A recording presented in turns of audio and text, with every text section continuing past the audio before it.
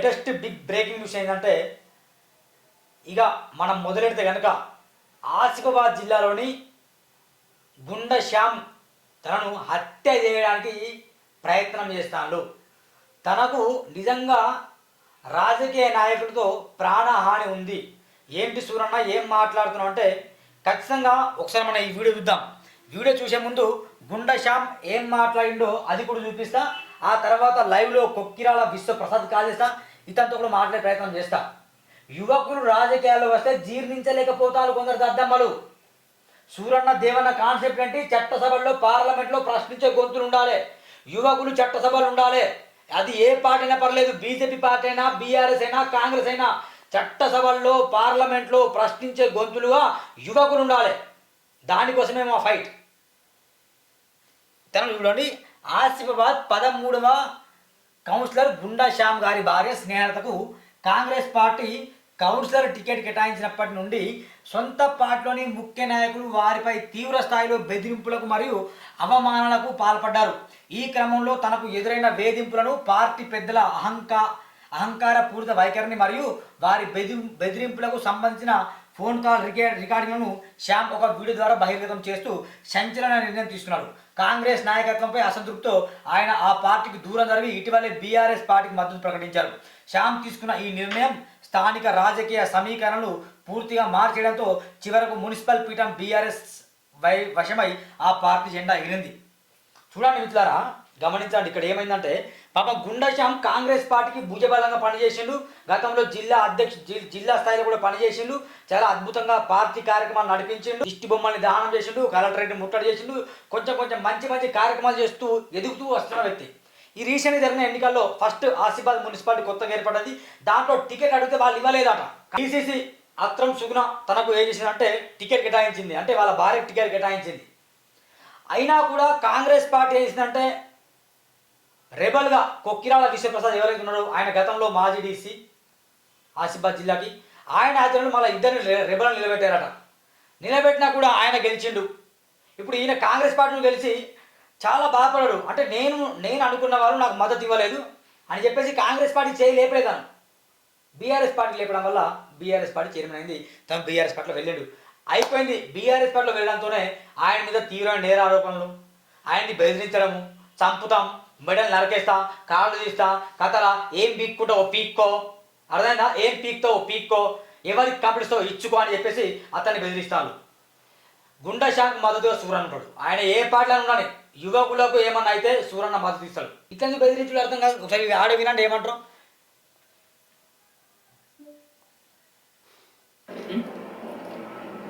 ఈ స్క్రీన్ మీద మేము ఉండం. ఈ ఆడియో ఇక్కడ అటాచ్ చేస్తున్నాం. మొత్తం ఈ ఆడియో విన్న తర్వాత మళ్ళీ మేము అందుబాటులో వస్తాం. ఆసిఫాబాద్ మున్సిపాలిటీ, అదేవిధంగా కాంగ్రెస్ పార్టీ, యూత్ కాంగ్రెస్ నా మిత్రులకు, ముఖ్యంగా 13వ నెంబర్ వార్డు ప్రజలకు అందరికీ హృదయపూర్వక నమస్కారాలు. గత 2 రోజులుగా ఆసిఫాబాద్లో నా గురించే చర్చ, గుండా శ్యామ్ గురించే చర్చ. అసలు ఎందుకు గుండా శ్యామ్ అనే వ్యక్తి ఇంత కఠినమైన నిర్ణయం తీసుకోవాల్సి వచ్చింది, దాని వెనుక కారణాలు ఏంటి, దాని వెనుక ఆంతర్యం ఏంటి అని చెప్పి ప్రతి ఒక్క ఇవాళ 13వ నెంబర్ వార్డు నా ప్రజలకు, నా యూత్ కాంగ్రెస్ మిత్రులకు, నాతో పాటు పనిచేసిన మిత్రులందరికీ తెలియాల్సిన అవసరం ఉన్నది. ముఖ్యంగా నేను 2017 సెప్టెంబర్ నెలలో పెద్దలు అప్పటి మాజీ శాసనసభ్యులు ఆత్రం సక్కు గారి ఆధ్వర్యంలో కాంగ్రెస్ పార్టీలో చేరడం జరిగింది. దాని తర్వాత అనేక రకాల కార్యక్రమాలు చేయడం జరిగింది. వారిని గెలుపులో కూడా పాత్ర ఉంది 2018లో. దాని తర్వాత వారు పార్టీ మారిన తర్వాత కూడా కాంగ్రెస్ పార్టీలో కొనసాగడం జరిగింది. కాంగ్రెస్ పార్టీలో 2005 ఎలక్షన్స్ రావడం జరిగింది. దాంట్లో యూత్ కాంగ్రెస్ జిల్లా అధ్యక్షునిగా నన్ను ఎన్నుకోవడం జరిగింది. యూత్ కాంగ్రెస్ జిల్లా అధ్యక్షుని ఎన్నుకున్న తర్వాత అప్పటి బీఆర్ఎస్ పాలనలో అనేక రకాల కార్యక్రమాలు, అనేక రకాల కేసులు, దిష్టిబొమ్మ దహనాలు కానివ్వండి, సంసద్ గిరావ్ కానివ్వండి, ఇటు అసెంబ్లీ ముట్టడి కానివ్వండి, అనేక రకాల కార్యక్రమాలు యూత్ కాంగ్రెస్ ఆధ్వర్యంలో చేయడం జరిగింది. పార్టీకి అనేక రకాల సేవలు చేయడం జరిగింది. దాని తర్వాత మన గవర్నమెంట్ వచ్చిన తర్వాత దాదాపుగా 2 సంవత్సరాలు 2.5 సంవత్సరాలు గవర్నమెంట్ మనకు అవుతున్నది. కానీ పాత కార్యకర్తలను కానీ, ఫస్ట్ నుంచి పనిచేసిన వాళ్ళని కానీ, పార్టీ మారకుండా ఉన్న వాళ్ళని కానీ కనీసం పట్టుకుచుకున్న పాపాన ఇక్కడి నాయకులు లేరు. దానికి తోడు మొన్నటికి మొన్న మున్సిపల్ ఎలక్షన్లో 13వ నెంబర్ వార్డుకి నాకు మా భార్యకు గుండా స్నేహకి టికెట్ ఇవ్వడం అనేది కోరడం జరిగింది. దానికి ప్రతి ఒక్కరు కూడా నిరాకరించి అసలు వద్దు, మనకి టికెట్ ఇవ్వడం వద్దు అని చెప్పేసి అనేక రకాల ఆరోపణలు చేయడం జరిగింది నా మీద కానీ, నా కుటుంబం మీద కానీ, మా తల్లి మీద కానీ, మా తండ్రి మీద కానీ అనేక రకాల ఆరోపణలు చేసినప్పటికీ పెద్దలు తల్లి ఆత్రం సుగుణక్క గారు, డీసీసీ గారు చొరవతో నాకు టికెట్ రావడం జరిగింది. సరే, టికెట్ అయితే వచ్చింది. కానీ నా గెలుపు కోసం నేను, నా యూత్ కాంగ్రెస్ పిల్లలు మరియు నాకు సంబంధించిన 13వ నెంబర్ వార్డు ప్రజలు సహకరించి ఇవాళ నాకు గెలిపించడం జరిగింది. ఆ గెలుపు కూడా ఏం ఆషామాషి కాలే. నా కాంగ్రెస్ కుటుంబ సభ్యులు, నా కాంగ్రెస్ సంబంధించిన నా మిత్రులు నా మీదనే కాంగ్రెస్ రెబల్గా ఇద్దరు క్యాండిడేట్లను నిలబెట్టడం ప్రజలందరూ చూసిరు. ప్రజలందరికీ తెలుసు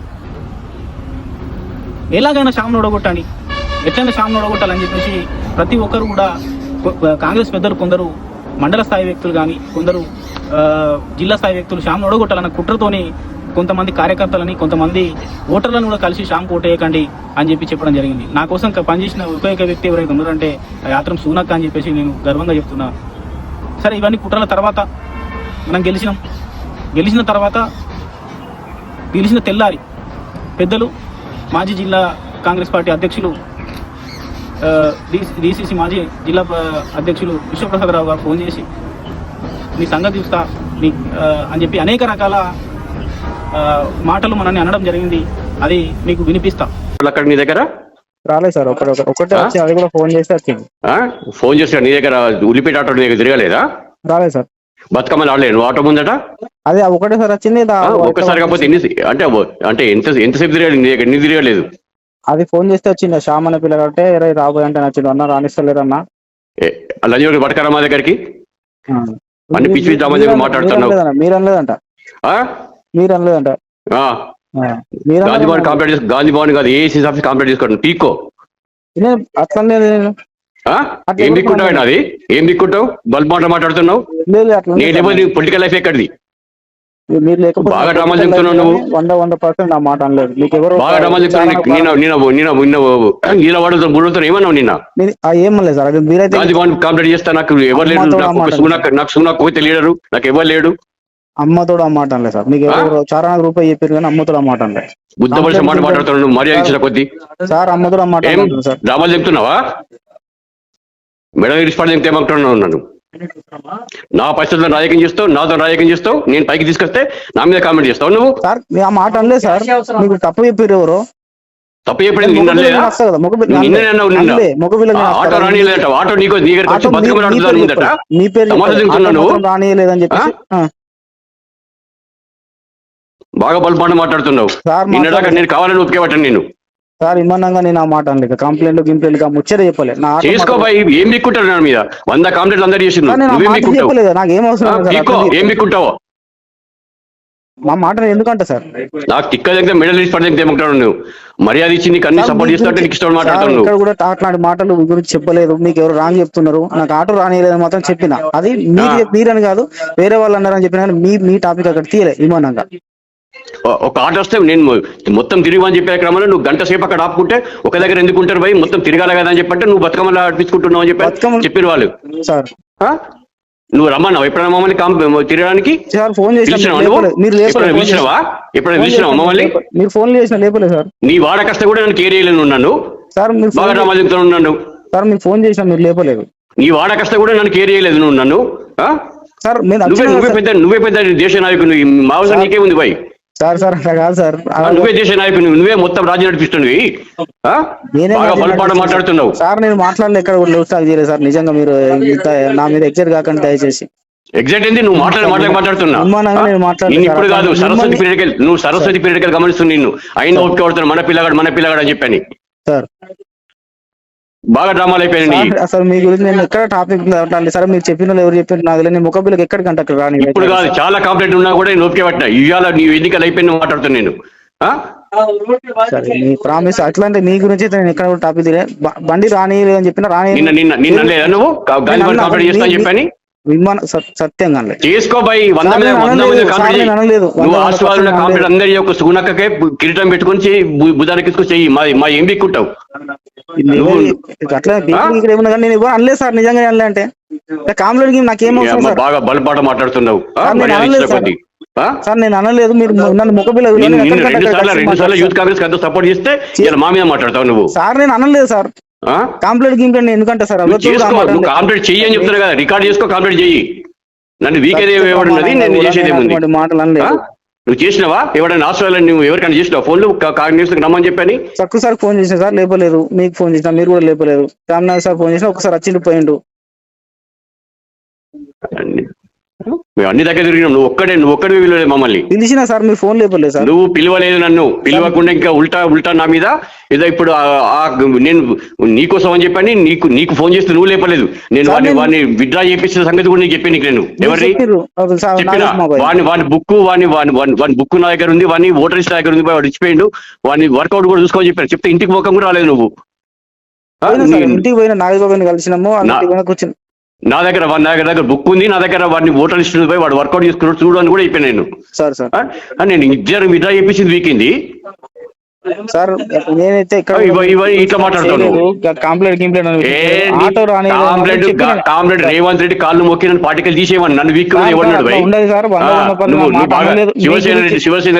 శివసేన రెడ్డికి పోయి పట్టుకొని నన్ను పార్టికల్ తీసేయమని చెప్పాను.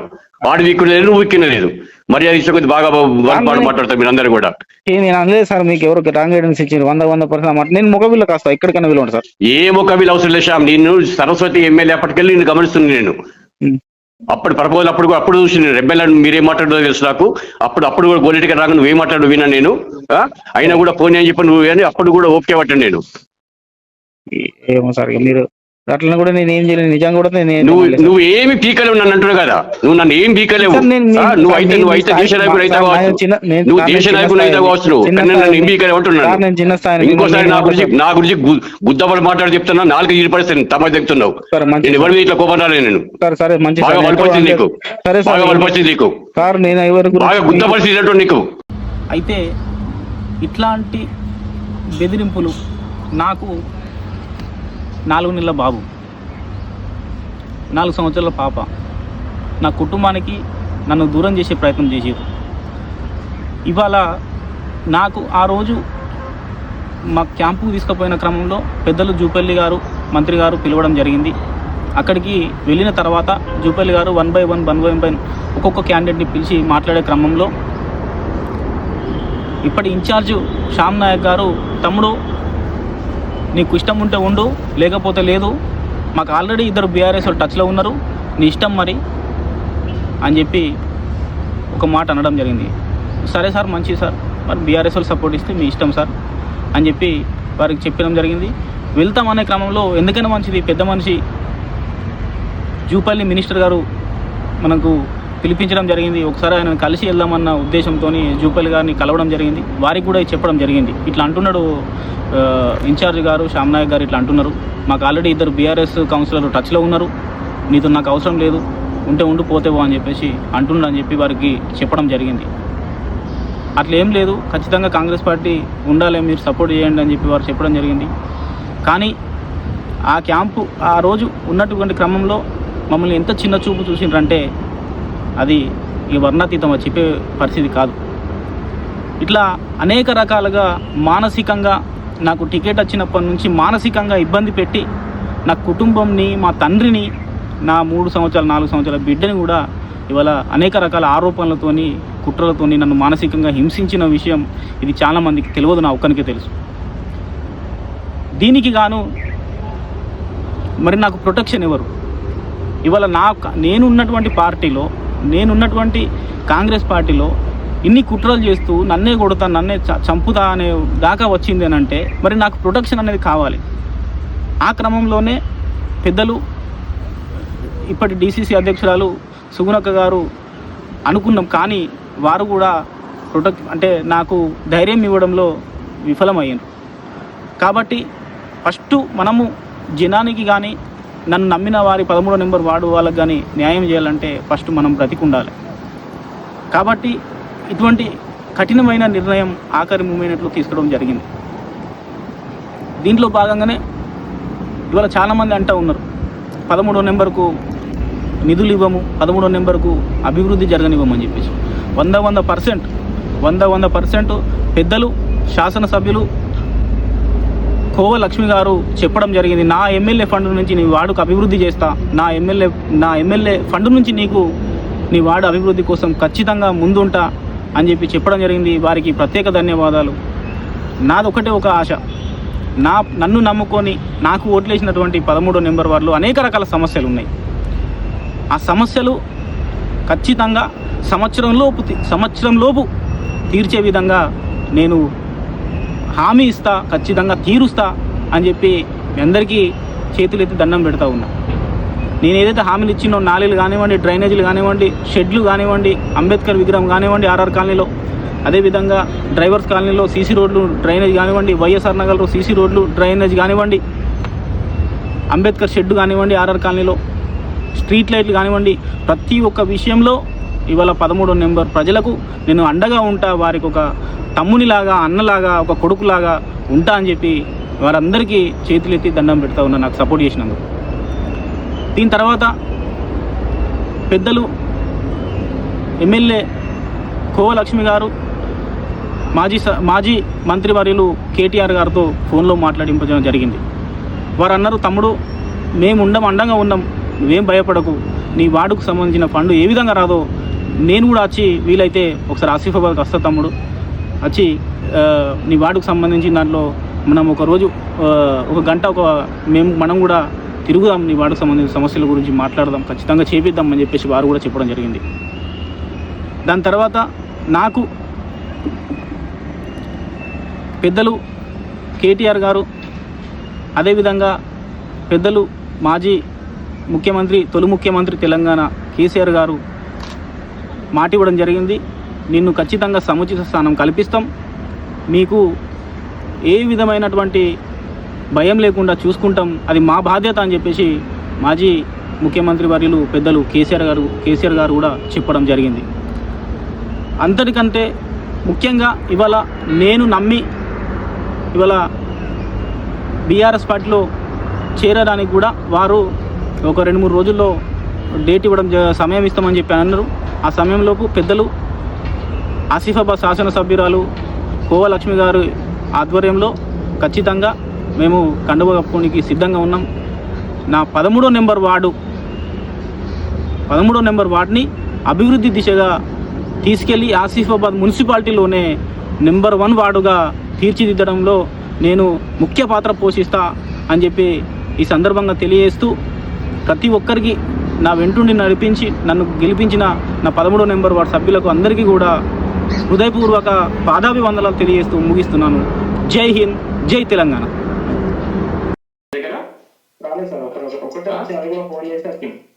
ఫోన్ చేశాడు నీ దగ్గర, ఉరిపేట అంటాడు, నీకు తెలియలేదా? బతుకమ్మలు ఆడలేదు, నువ్వు ఆట ముందట అదే ఒకటే సార్ వచ్చింది. ఒక్కసారి కాకపోతే అంటే ఎంతసేపు తిరగలేదు, నీకు ఎన్ని తిరగలేదు? అది ఫోన్ చేస్తే వచ్చింది, శ్యామల పిల్ల కట్టే రాబో అంటే వచ్చింది, అన్న రాణిస్తలేదన్నా లజోడి పడతారా మా దగ్గరికి? లంచ కొడుకు అంటాడు అంటే ఏం బూతు మాటలు, ఇదా కాంగ్రెస్ పార్టీ నేర్పించిన ఘనకార్యం మాట్లాడుతున్నావు.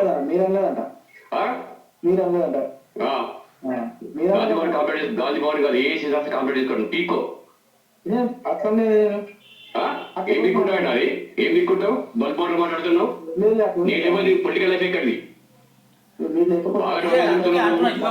కాంగ్రెస్ జెండాలు బట్టలు బంద్ చేయండి, నేను లేకుండా పొలిటికల్ లైఫ్ ఎక్కడిది, ఏం బిక్తో పీక్కో, ఇలాంటి దుర్మార్గమైన మాటలు.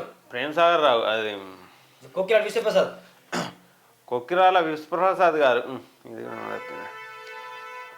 కొక్కిరాల విశ్వప్రసాద్ గారు ఇక్కడ చూసుకుంటే ఈయనకు మీరు రాజకీయ లైఫ్ ఇచ్చినా అంటున్నారు. ఏమున్నది ఈయన రాజకీయ లైఫ్? ఆయన చేయలేపల్లే, మీ రాజకీయ లైఫ్ పోయింది, అక్కడ గంగలో వేసిపోయింది. ఇప్పుడు మీరు ఆయనకు రాజకీయ లైఫ్ అంటే ఏంటి? ఎమ్మెల్యేని చేసిర్రా, ఓ ఎంపీటీసీని చేసిర్రా, జెడ్పీటీసీని చేసిర్రా మీరు? అతను కష్టపడి అతను జనాలలో అతను ప్రేమను పొంది జనాల జనాల యొక్క మన్ననలు పొంది ఇప్పుడు ఆయన కౌన్సిలర్గా గెలిచిండు. దీంట్లో మీరు నా రాజకీయ భవిష్యత్తు ఎక్కడిది నీకు అంటే ఆయన ఏంది ఎమ్మెల్యే నుంచి మంత్రి నుంచి వెళ్ళి ఓ ఇక సీఎం అయిండు, లైవ్లో కాసే ప్రయత్నం చేద్దాం, డిప్యూటీ సీఎం అయిండు అనుకుంటాడా? లైఫ్ ఇస్తానుడేంది నీ అమ్మ లంజడుగా ఏంటి ఈ మాటలు ఏంటి, ఈ పదాలు ఏంటిది? మీరు అసిఫాబాద్ డిస్టిక్లో మీరు ఒక కాంగ్రెస్ పార్టీలో మెయిన్ ఎజెండా పోషిస్తున్నారు. మీరు ఇంత నీచంగా మాట్లాడతారా? ఇంత నీచానికి అంటే ఈ కాంగ్రెస్ పార్టీలో ఎవరు వచ్చినా కూడా మీ మాట విని మీ చెప్పు చేతల కింద ఉండాలనా?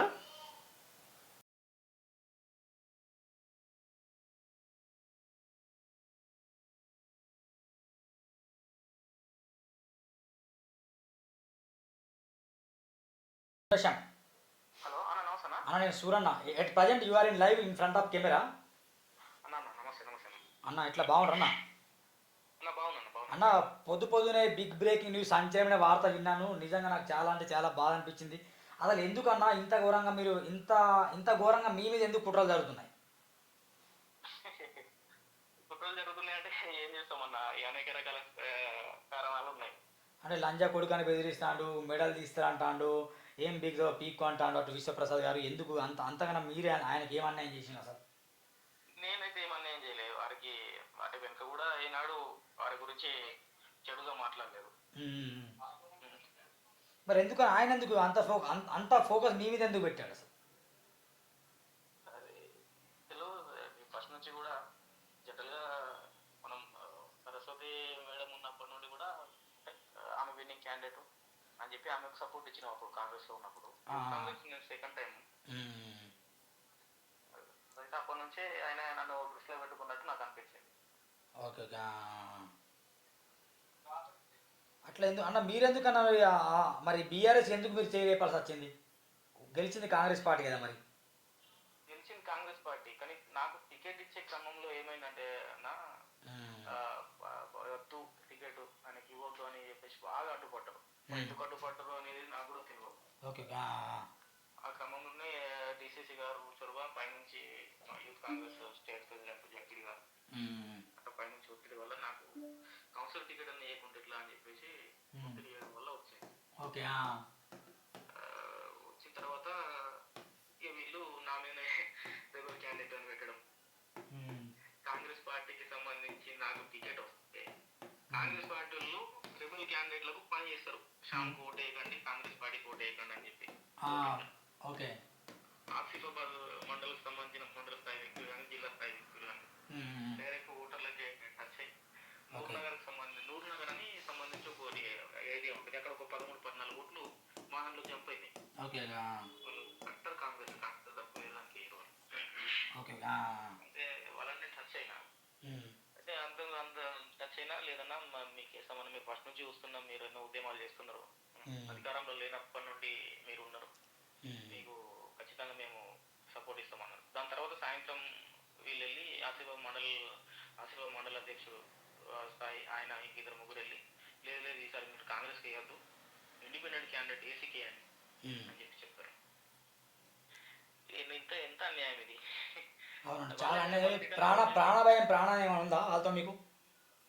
100%. దాని తర్వాత ఎలక్షన్స్ అయినాయి. నాకు ప్రచార రథాన్ని కూడా నిజంగా కూడా రానియలే. పిల్లగాడు శ్యామ్ అనే పిల్లగాడు డ్రైవర్ ఉండే నాకు తెలుసు. ఆయన ఏమంటే నేను ఫోన్ చేసిన, తమ్ముడు ఇట్లా రాబోయే మా ఏరియాకి వస్తలేవు, 13 నెంబర్ వాడికి వస్తలేవు అంటే, అన్న ప్లీజ్ అన్న ఏమనుకోకన్నా అన్న, నేను అన్ని తిరుగు కానీ 19 వాళ్ళు తిరిగి కానీ 13 వాడుకో అని పోగా అని చెప్పిందన్న అని చెప్పేసి ఆయన అన్నాడు. అరే ఎంత ఎట్లుంటుంది రాబోయే అంటే, ఒక్కసారి సరే అన్న మరి నువ్వు ఎవరికి చెప్పకంటేనే ఒక్కసారి వచ్చిండు. అక్కడ మేము మా ఊళ్ళో అయితే మా వాళ్ళందరికీ ఉత్సాహంతో బతుకమ్మలో ఒక 14 minutes 15 minutes ఉండే, అందుకంటే ఎక్కువ లేకుండా పండి ప్రచార రథం కూడా. ఓకే, దాని తర్వాత ఇక అనేక పరిణామాలు జరిగినాయి. మొత్తం మీద మేము గెలిచినాము. అవి కష్టపడ్డాం, మా పిల్లలందరూ కష్టపడ్డారు, వార్డు సభ్యులందరూ సపోర్ట్ ఇచ్చారు. 2 ఇండిపెండెంట్ క్యాండిడేట్లను పెట్టినా కానీ అంటే మా కమ్యూనిటీ, మా పద్మశాలి కమ్యూనిటీ నుంచి కూడా ఒకరు పెట్టి నా ఓట్లు చీలరు.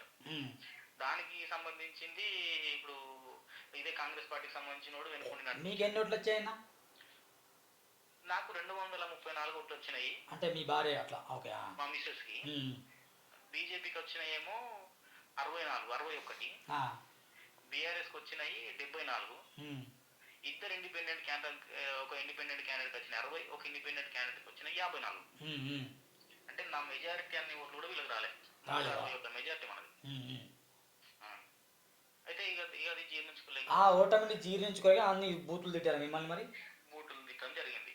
వాళ్ళు చేస్తున్నవాట ఇట్లా చేస్తున్నవాట అంటే, సరే నేను ఎక్కడ చేసినా నేను ముఖ బిల్లకు వాళ్ళకి మీకు ఎవరైతే చెప్పిండ్రో వాళ్ళని పిలవండి, నేను ముఖ బిల్లకు రెడీ అంటే అదే ఆడియోని అన్నాను నేను. సార్ మీరు సరే ఇంత ఎగ్జైట్ అవుతుంది పెద్ద మనిషి, ఉమ్, నేను చిన్న స్థాయి వ్యక్తిని, అవును. మీకు ఎవరైతే చెప్పిర్రో ఉమ్, పిలవండి, నేను వస్తా మాట్లాడు, ముఖ బిల్ల మాట్లాడు, మీకు చెప్పిన వాళ్ళతో నేను ఇట్లా ఫోన్ చేసి ఇంత మెడల్ ఇరిచేస్తా అది ఇది చేస్తా అని చెప్పి అన్నాడు.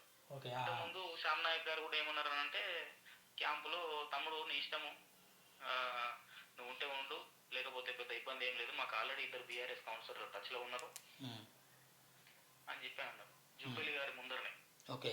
అంటే జూపల్లి గారి వారి లోపల ఉండే, వారి లోపల ఉండి మేము బయట ఉంటే ఉమ్, ఇట్లా అన్నారు. అవును నిజమే తమ్ముడు, ఇద్దరు టచ్లో ఉన్నారని చెప్పేసి ప్రజెంట్ మా టీసీసీ గారు కూడా అన్నారు, ఉమ్, సుగుణ గారు. సుగుణ గారు కూడా. ఉమ్, ఈ క్రమంలో ఇన్ని అవమానాలు నేను ఇంత పార్టీ కోసం కష్టపడ్డా, పార్టీ కోసం కేసులు అనుభవించినాం, నిద్రలేని రాత్రులు, ఇన్ని ఉద్యమాలు చేసి వాళ్ళ కాంగ్రెస్ పార్టీ ఈ స్థాయిలో ఉంటే, యూత్ కాంగ్రెస్ నుంచి 2 సార్లు ఎలక్టెడ్ అన్న, నాకు ఎవరు కూడా దయతలిచి పోస్ట్ ఇవ్వలేదు. ఉమ్, ఎలక్టెడ్ ఓట్లు వేస్తే గెలిచినాం, దాదాపు 8,030 ఓట్లు వచ్చినాయి సెకండ్ టైం. ఫస్ట్ టైం నాకు 3,000 చిల్లర ఓట్లు వచ్చినాయి. ఉమ్.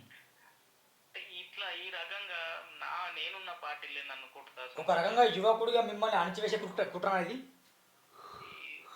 అనుకోవచ్చు కదా, అట్లాంటివి కూడా కావచ్చు కదా. ఇన్ని రకాలుగా చేయడం వల్ల అయితే లాస్ట్ మినిట్ వరకు కూడా నేను అనుకోలేదు ఇట్లా నా అనుకున్న వాళ్ళు, నా పార్టీలో ఉన్న వాళ్ళు నన్ను ఇన్ని రకాలుగా హింసలకు. నాకు ఇంకొక విషయం ఏంటంటే మా ఫాదర్ విషయంలో కానివ్వండి, మా మిసెస్ విషయంలో కానివ్వండి, మా కుటుంబ విషయాలను కూడా బయటికి లాగి వాళ్ళ ప్రాపగండా చేశారు, బదనాం చేశారు. అయ్యో, నిజంగా కూడా మస్తు బాగా అనిపించింది. నేను నన్ను చేసేది బీఆర్ఎస్ వాళ్ళు, అవతల పార్టీలు కాదు, బీఆర్ఎస్ వాళ్ళు బీజేపీ వాళ్ళు కాదు, కాంగ్రెస్ వాళ్ళే చేస్తాను. పార్టీలే. నేను నా పార్టీ నుంచే నాకు ఇంత ఇది చేసిండ్రు అంటే నిజంగా కూడా మస్తు బాగా అనిపించింది. ఇంత ఇంత చేసి కూడా మనం ఇదైనాము అని అంటే మస్తు బాగా అనిపించింది. సరే పై నాయకత్వం ఏమైనా స్పందిస్తుందా అంటే, పై నాయకత్వం ఇప్పుడున్న పరిస్థితుల్లో మాత్రం పట్టించుకుంటలేదు కార్యకర్తలు. కాంగ్రెస్ కార్యకర్తల్ని ఇవాళ పట్టించుకోకుండా ఉన్నది కాంగ్రెస్. వాళ్ళు వచ్చిన అధికారాన్ని ఎంజాయ్ చేస్తున్నారు, ఎవరికైతే పదవి వస్తే వాళ్ళే ఎంజాయ్ చేస్తున్నారు అధికారాన్ని, లేకపోతే కార్యకర్తల్ని మాత్రం పట్టించుకుంటలేరు అన్న. సరే, థ్యాంక్ యూ వెరీ మచ్ అన్న. ఒకసారి నేను మీ వర్షం కూడా విన్నాను, తన వర్షం వినే ప్రయత్నం చేస్తాను. థ్యాంక్ యూ అన్న, బాయ్. Thank you. ఒకసారి మనం కొక్కిరాల విశ్వప్రసాద్ గారికి కాల్ చేసే ప్రయత్నం చేద్దాం. అక్కడ నంబర్ ఉంది మిత్రులలో, 8790766688 నంబర్ కాల్ చేసే ప్రయత్నం చేద్దాం. కొక్కిరాల విశ్వప్రసాద్, ఆయన నాకు పరిచయమే, సన్నిహితుడే, ఇద్దరు పరిచయమే, కానీ సూర్యనాటి న్యాయం వైపు ఉంటుంది.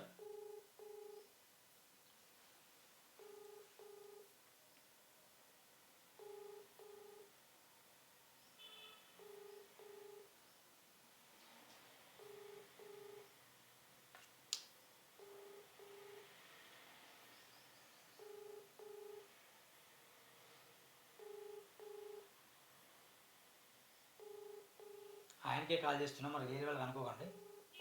బట్ లిఫ్ట్ చేయట్లేదు. బహుశా ఈ వీడియో వైరల్ అయింది కావచ్చు, కొంచెం లిఫ్ట్ చేయడం భయం అనిపిస్తాను. మళ్ళీ కాల్ చేసే ప్రయత్నం చేద్దాం.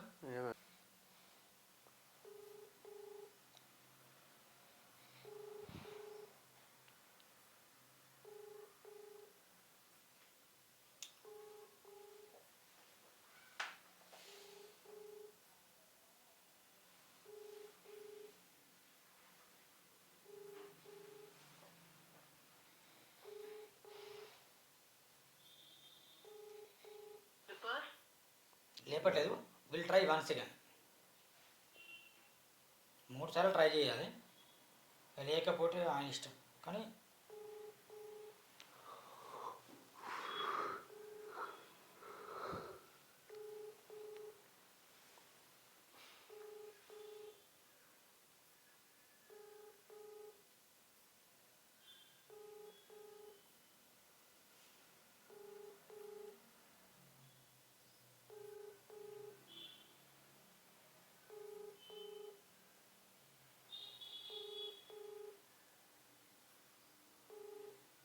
ఒకసారి వాళ్ళ పిఏ కాల్ చేసే ప్రయత్నం చేస్తాం, చరణ్ అన్నకి. మరి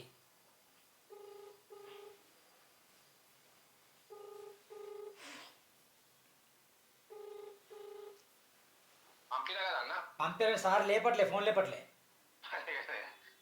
ఎక్కడ ఉన్నాను మరి నేను కొంచెం లైవ్లో ఉండి కాల్ చేసి సార్కి, అంటే సార్ ఇక మన గుండెశ్యామ్ అనే ఒక యువకుడిని ఘోరంగా పిచ్చి పిచ్చి బూతులు తిట్టింది కదా, ఆ విషయంలో సార్ వర్షన్ కూడా కనుక్కుందాం కాల్ చేసి సార్కి.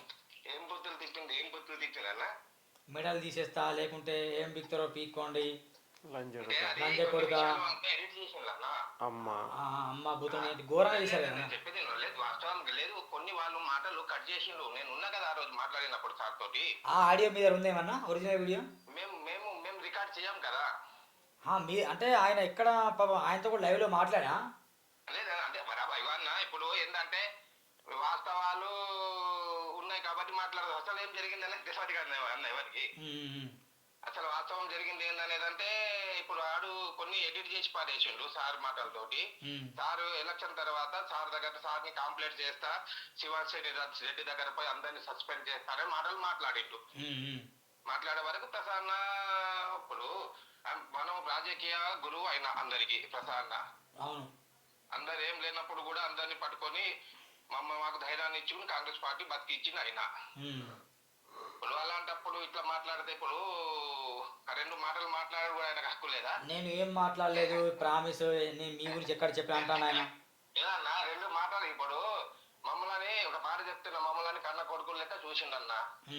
గత 10 సంవత్సరాల నుంచి నేను శ్యాము అందరం కలిసే పని చేసినాం. కోపం వస్తే ఎవరన్నా అంటారు, మేము ఇంత మంచిగా చూసినా కూడా నా మీద ఎందుకనే విషయంలో మాట్లాడడం తప్ప ఉద్దేశించి ఆయనను ఉద్దేశించి మాట్లాడిన విషయాలు కావు. అక్కడ జరిగిన విషయాలు వేరు, వీళ్ళు ఇంకా ఉందన్న. ఇంకా ఆడు ఇంకెందుకు పెట్టుకుంటలేడు ఏమన్నాడు అంటే, ఇంకా ప్రసాద్ కూడా ఫస్ట్ టైం తర్వాత సెకండ్ టైం ఈయనకు యూత్ అధ్యక్షుడు వద్దని మేము అన్నామన్నా. మేమందరము అంటే ప్రసాద్ అద్దుచరణ్ ఆయన కాంగ్రెస్ పార్టీ జెండా పట్టుకుని లేచినోడు, ఖచ్చితంగా పార్టీకి అండగా ఉన్నాడు, ఆయననే చేద్దామంటే మేమందరం ఎగిరేమని అన్నా. లేకపోతే మేము అద్దన్నాం.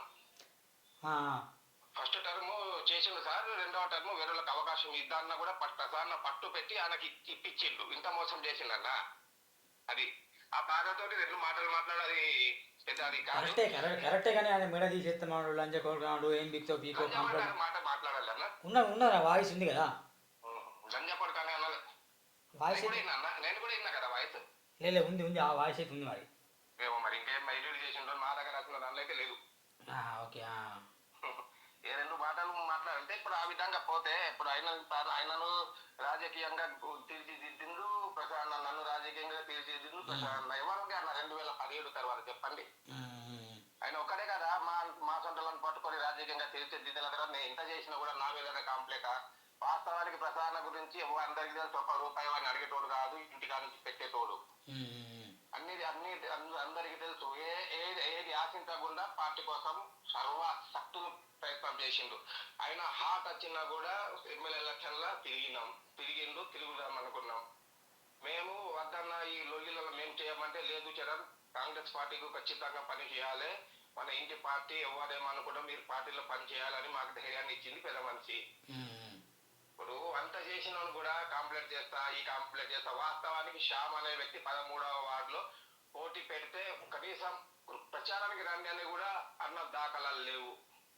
మరి ఆయన వాయిస్ లో ప్రచారం రమ్మని చెప్పినా ఆయన అంటాను మరి. అన్న ఇప్పుడు నేను అనేది ఏంటంటే దాఖలాలు లేవు, నేను మండల ప్రెసిడెంట్ అన్న, నాకు కూడా కనీసం రానేది లేదు. ఎవరికి చెప్పాలన్నా, ఎవరికి చెప్పాలి? అది కొన్ని విషయాలు ఉంటాయి. ఇక మనం కూడా ఆయన విషయంలో మాట్లాడద్దు, కొన్ని విషయాలు ఉంటాయి అట్లా. సరే థ్యాంక్ యూ మంచిదన్నా. ఈయన వర్షం ఈయన చెప్పాడు, ఆయన వర్షం ఆయన చెప్పాడు. మరి ఇక్కడ జరిగింది ఏంది? కాబట్టి ఖచ్చితంగా ఒకటి మాత్రం వాస్తవం ఇట్లానా, ఎవరిదైనా జెండా మోయండి, ఏ పాట ఉండండి, కానీ కొంచెం గుర్తింపు వచ్చేలా చేసుకోండి. ఒకరి కింద బానిసగా, ఒకరి మూచి నీళ్ళు తాగినట్టు ఉండకూడదు. మరి గుండెశ్యామ్ అబద్ధాలు చెప్తాడా, కొక్కిరాల విశ్వప్రసాద్ అబద్ధాలు చెప్తాడా, ఏది వాస్తవం అనేది మీరు కూడా కామెంట్ చెప్పండి. గుండా శ్యామ్ గారు చెప్పింది అబద్ధమా, కొక్కిరాల విశ్వప్రసాద్ చేసేది అబద్ధమా? ఆయన తిట్టింది లంజ కొడుకు అని తిట్టిండు అని ఆయన అంటాడు, వీడియోలు ఉంది. ఈయన ఏమంటాడు, నేను లంజ కొడుకు నేను పదం మాట్లాడలేని అంటాడు. వీడియోలో ఎడిట్ చేసిండట, ఎడిట్ చేసి ఒకటే వాయిస్ వినిపిస్తానన్నా అని ఈయన అంటాడు, చరణ్ ఆయన పిఏ. మరి ఈయనైతే ఫోన్ లేపట్లేదు విశ్వప్రసాద్. ఒక్కసారి ఫైనల్గా కాల్ చేస్తారు వీడియో ఎండ్ చేసే ముందు. లెట్స్ మాట్లాడి ఒక్కసారి ఫైనల్గా ప్రయత్నం చేద్దాం.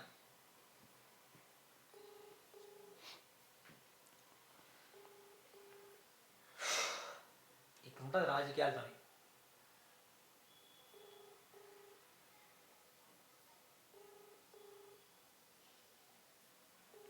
Right and thank you, bye bye.